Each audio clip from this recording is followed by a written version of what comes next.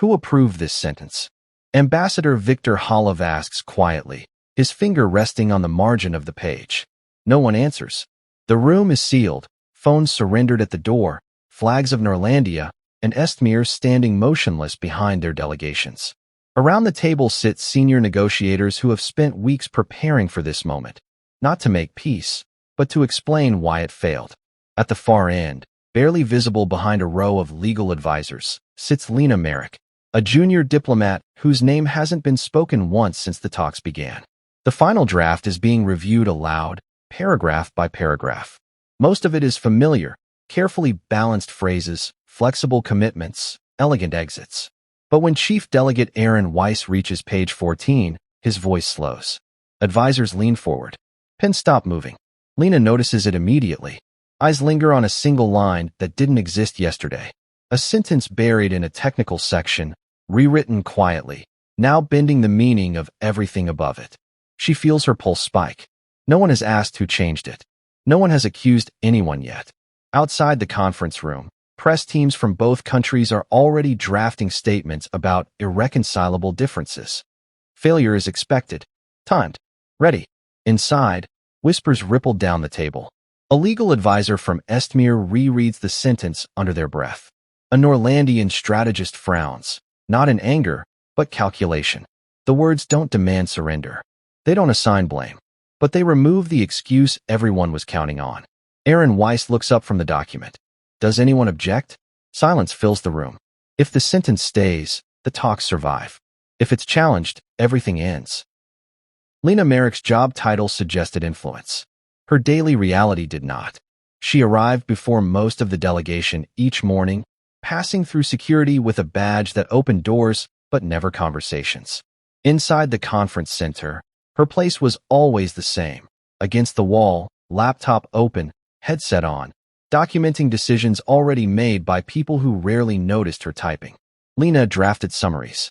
She reconciled language. She corrected inconsistencies quietly and flagged them politely, knowing most would be ignored. In meetings, she spoke only when asked, and she was almost never asked. The peace talks between Norlandia and Estmir began with choreography, not urgency. Delegations arrived in staggered convoys to avoid accidental encounters. Flags were placed at precise angles. Cameras captured handshakes calibrated for domestic audiences back home. The neutral venue, an austere conference center chosen more for discretion than comfort, felt less like a place to solve a crisis and more like a stage set. From the first session, the tone was clear. Senior diplomats spoke in carefully neutral phrases that carried no risk. Symbolic progress. A framework for continued dialogue. A shared commitment to stability. Words that sounded constructive while promising nothing. Lena typed them all, already recognizing the pattern. These talks were not meant to end the dispute. They were meant to manage its failure. Inside conversations she overheard while refilling water glasses or distributing revised agendas, senior advisors discussed messaging timelines rather than outcomes. Press statements were drafted before clauses were finalized. The assumption wasn't whether the talks would collapse, but how gracefully. The first draft of the agreement confirmed her unease. At a glance, it appeared balanced. Parallel obligations, mirrored concessions, identical language blocks adjusted only by country name. But as Lena reviewed the document line by line, she noticed subtle asymmetries. Responsibility was defined in ways that shifted depending on interpretation. Commitments were framed conditionally, tied to benchmarks vague enough to be contested later. Most telling were the escape clauses. Entire sections existed to justify withdrawal while maintaining moral high ground. Phrases like subject to evolving security assessments and pending reciprocal demonstration of good faith appeared repeatedly, creating elegant exits disguised as safeguards. Lena flagged several inconsistencies in the margin, careful not to sound alarmist. She suggested clarifications, neutral adjustments. Her comments were acknowledged with nods and then quietly bypassed. In meetings, Norlandia's senior negotiators spoke with confident patience, framing restraint as generosity. Estmir's representatives pushed for clearer guarantees. Their urgency softened into polite requests. Each side accused the other of inflexibility without ever using the word. And every time language edged too close to substance, someone redirected the conversation. Let's not get ahead of ourselves. This is only a preliminary framework. We can address that in a later phase. Lena felt the unease grow. During one afternoon session, as a revised draft was circulated, she noticed a recurring phrase embedded across multiple sections: responsible disengagement. It appeared neutral, even reassuring. But in Norlandia's context notes, it implied Estmir's withdrawal. In Estmir's interpretation, it meant mutual restraint. The contradiction sat unresolved, almost deliberately. She considered raising it. Instead, she stayed silent. That night, alone in her temporary office, Lena compared the drafts side by side. The more she read, the clearer it became. This wasn't sloppy diplomacy. It was intentional design. The agreement was structured so that failure could be blamed, not owned. If the talks collapsed, Norlandia could claim Estmir refused responsibility. Estmir could claim Norlandia acted in bad faith. Both governments would return home claiming they had tried. The realization landed heavily. These negotiations weren't broken. They were engineered. Lena closed her laptop and stared at the wall, the hum of the building settling into the quiet. For the first time since the talks began, she understood her role wasn't to contribute. It was to witness. To record the failure in clean language and move on. And that knowledge unsettled her more than the risk of speaking ever had.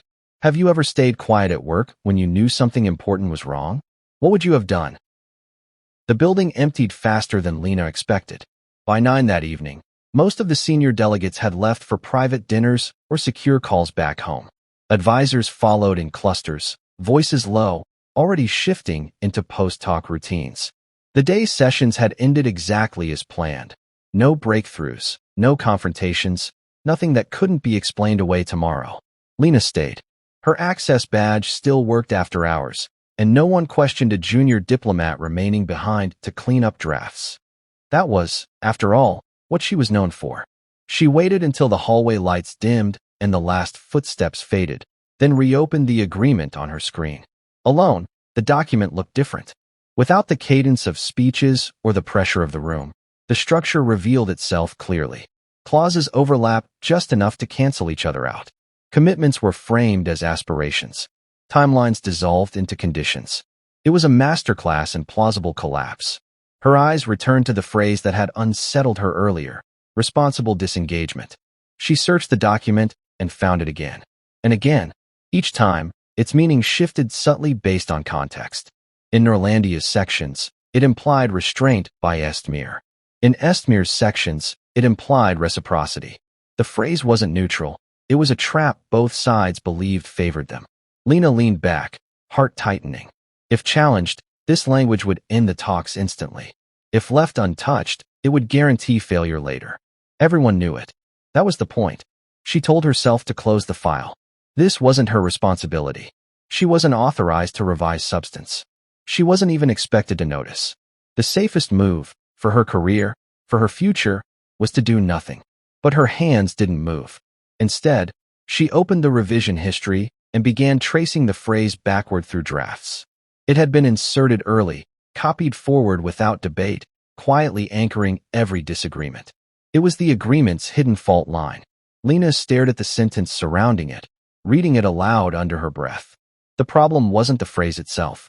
It was what defined responsibility. What if responsibility wasn't about who stepped back first?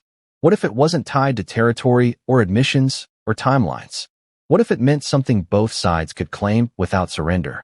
The idea came slowly, then all at once.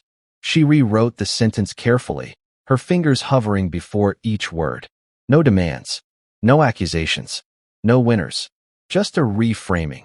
Responsibility measured not by what was given up, but by what was prevented. Harm avoided. Escalation stopped. The sentence didn't weaken anyone's position. It removed the excuse to abandon it. Lena sat frozen for a moment, staring at the screen. The change was small, almost invisible. Buried in a technical section few people read closely. But its implications rippled outward, altering how every other clause would now be interpreted. She felt the fear hit immediately. If this was noticed, she would be questioned. If challenged, she would be exposed. If blamed, she would be gone. There would be no defense that mattered. I thought it was clearer, would not save her. She glanced at the clock. There was still time to undo it. Instead, she saved the document. Submission protocol was automatic. Revised drafts uploaded to the secure system were time-stamped, distributed, and queued for morning review without attribution unless someone demanded it. Juniors revised language all the time. No one tracked why unless it caused trouble. Lena closed her laptop and stood, the room suddenly too quiet. As she walked out into the empty corridor, doubt followed her. She replayed every warning she had ever received about staying in her lane, about understanding her place. She imagined the looks, the silence, the consequences. By morning, it would no longer be hers. The draft would belong to everyone. When she arrived the next day, printed copies were already being placed at each seat around the conference table. Senior negotiators flipped through them casually, pens ready, expressions set for another controlled failure. Lena took her place against the wall. No one looked at her. The revised document was officially in circulation. If you were in their position, would you risk your career to change one sentence? Why or why not? The reaction was not what Lena expected. There was no explosion, no accusation, no sudden halt to the session. The talks did not collapse in outrage or confusion. Instead, something quieter and far more unsettling began to happen. As the chief delegate from Norlandia read through the revised draft, his pace slowed almost imperceptibly. He didn't stop at the new sentence. He didn't underline it or ask for clarification. He simply adjusted the way he spoke around it, as if recalibrating mid-thought. Across the table, Estmir's lead negotiator did the same. Lena noticed first because she was watching for it. She had memorized the paragraph, knew exactly where the sentence sat. She saw eyes linger for half a second longer than necessary. She saw advisors exchange brief looks, not alarmed, not pleased, but curious. The arguments began to change shape. Norlandia's team stopped insisting on sequence and precedence. Estmir stopped pushing for explicit guarantees. Both sides began framing their positions in terms of outcomes rather than actions. Prevention, stability, avoidance. Words that hadn't fit before now slid neatly into place. No one mentioned responsibility directly anymore. During a break, Lena overheard two senior advisors speaking in low voices near the coffee station. One said, "That wording gives us room." The other replied, "It doesn't trap us." They weren't talking about concessions. They were talking about survival, political survival, reputational survival. The sentence had quietly given both sides a way forward without admitting they needed one. Lena stayed silent, her pulse still loud in her ears. In a closed-side meeting that afternoon, the tone shifted again. Instead of preparing exit statements, teams began discussing sequencing for a follow-up session. Not a breakthrough. No one used that word, but a continuation. A reason to stay. That had never been on the schedule. Senior negotiators began reframing earlier red lines as areas requiring careful calibration. A Norlandian delegate suggested a technical working group. An Estmir advisor proposed a joint review mechanism. Ideas that would have been dismissed yesterday were now being recorded. Lena watched it happen from the edge of the room, invisible as ever. No one thanked her. No one suspected her. The credit, if it existed at all, was dissolving into the collective fog of diplomacy, attributed to constructive dialogue and evolving perspectives. And yet the danger wasn't over. At any moment, someone could isolate the sentence, question its origin, challenge its intent. All it would take was one objection, one demand for clarification, and the entire structure would collapse under scrutiny. When the session ended, instead of announcing suspension, the chair scheduled a final plenary. The word final landed differently than expected. It didn't mean closure. It meant decision. As delegates filed out, Lena remained seated, her hands folded tightly in her lap. Fear still lived in her chest, but something else had joined it now, disbelief. She had changed nothing visible, yet everything felt altered. The talks were no longer drifting toward failure. They were moving, carefully, cautiously, towards something that resembled agreement. And the sentence was still there. The final session was set for the next morning. If stories about unseen decisions and quiet influence matter to you, subscribe, because these moments shape more than we realize. The final session began without ceremony. No cameras, no opening statements, just the soft sound of chairs moving and documents being placed on the table. The flags of Norlandia and Estmir stood exactly where they had all week, unmoved, as if nothing significant was about to happen. Lena took her seat along the wall, hands folded, eyes fixed on the printed agreement in front of the chief delegate. This was the moment the talks were supposed to end. Aaron Weiss cleared his throat and began to read. He went slowly, deliberately, paragraph by paragraph. The language was familiar now, tempered, cautious, carefully symmetrical. Each clause passed without interruption. No objections, no raised eyebrows. The room listened with the strained calm of people waiting for something to break. Lena felt every second stretch. When Weiss reached the technical section near the middle of the document, her breathing tightened. She knew the sentence was coming. She had replayed it in her mind all night, imagining a finger tapping the page, a voice asking for clarification, a sudden unraveling. Weiss read it aloud. His voice did not change. Around the table, heads tilted almost imperceptibly. A Norlandian legal advisor made a note, then stopped.